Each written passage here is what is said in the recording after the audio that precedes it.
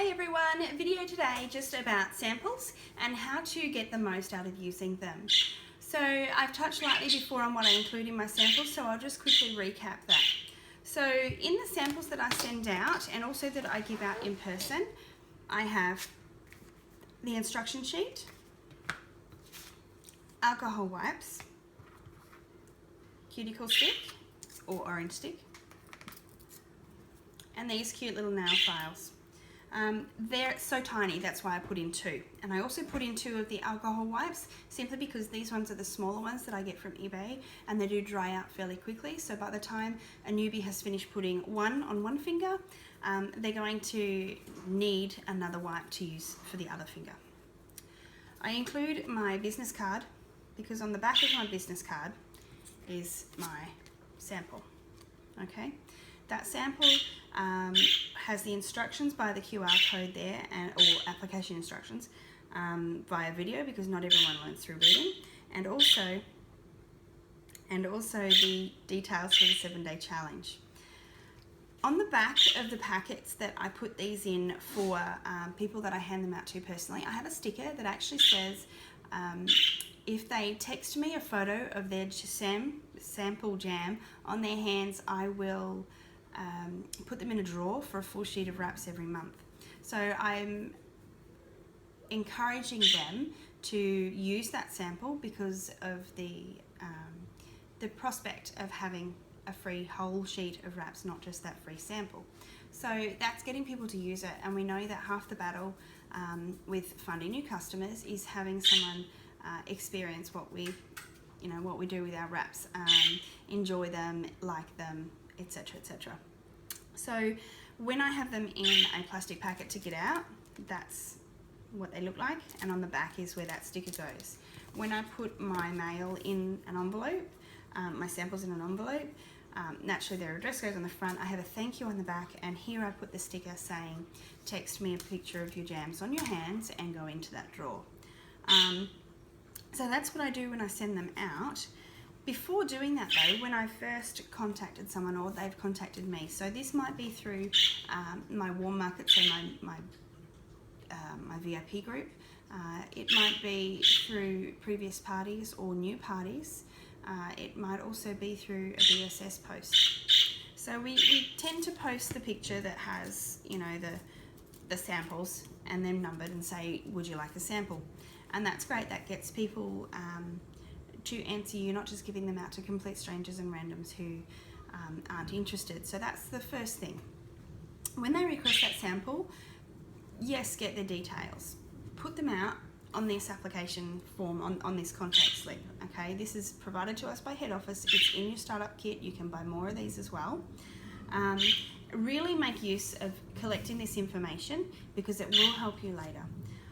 When I talk to someone about the sample and what they've chosen, I tend to ask what their favourite colours are, what designs they like, and I put those details on the back of this contact sheet. I also write down if they're very hard on their nails, if they have a manual job, or if they're a stay-at-home mum, so they're doing housework, so using chemicals, their hands in dishes, all those types of things. If they're a nail biter, if they've always had oily nails or anything like that. I write down also if they have acrylics or gels or anything else.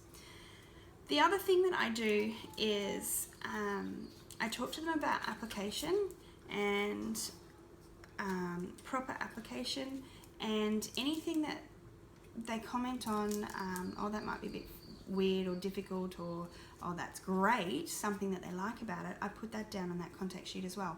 So really what I'm doing is I'm qualifying that lead. So they've identified themselves as a lead by requesting that sample. But that doesn't mean that they're going to use it, they're going to be successful, or that they'll contact you back. By having that conversation with them, finding out their details, talking to them and building that rapport first, you are qualifying them. You're making sure that they're going to use it. You're making sure that they're going to remember you, that they're going to get back to you, that they really are going to get that wrap in the mail, open it and put it on. talk to them about application. Say, okay, well, the only thing that you'll need now is a hairdryer. Do you have a hairdryer? Because some people don't actually have it. I know that's a bit weird. They don't. My best friend doesn't own a hairdryer. She got one for Christmas, so she didn't own a hairdryer. So I gave her samples. I gave her a half sheet. I gave her cuticle oil and everything to use. My bestest friend in the whole wide world since we were 7 years old. I didn't even know that she didn't have a hairdryer. I was very embarrassed because weeks later I said to her, have you used your sample? Have you put on your jams? I haven't seen them. She's like, no. Why not? I don't know how to put them on. I said, but I gave you instruction sheets. And you hear me talk about it all the time. She said, yeah, but you never actually said how I can heat it up. And I said, with a hairdryer. I don't have one, Jen. That was a big thing for me. My own best friend, I should know, and I do know better than myself, and I didn't know that she didn't have a hairdryer, so I left her in the lurch. She had no idea how else she could heat the wraps. And not wanting to wreck them, she didn't want to think about alternatives like a toaster or a curling iron, not that she has one of those, or heating them up in the car heater or anything like that. She just didn't want to risk ruining them, upsetting me, so she didn't try. So we fixed that problem. She wears jams, great. But that's a huge lesson to learn, is you need to talk this through with people, not just give them a sample and expect them to read up on what to do with it. Okay, so in all essence, you are qualifying that lead. You are making sure that they're going to have a successful experience, which then ensures that they get back to you. Okay, so that's about qualifying leads. The information that you've taken down on the front of the pad, the contact details, that is great because you're going to need to be in contact with them again. You can send them thank yous. If you do the monthly draw for people that use samples like I do, you're going to need that as well.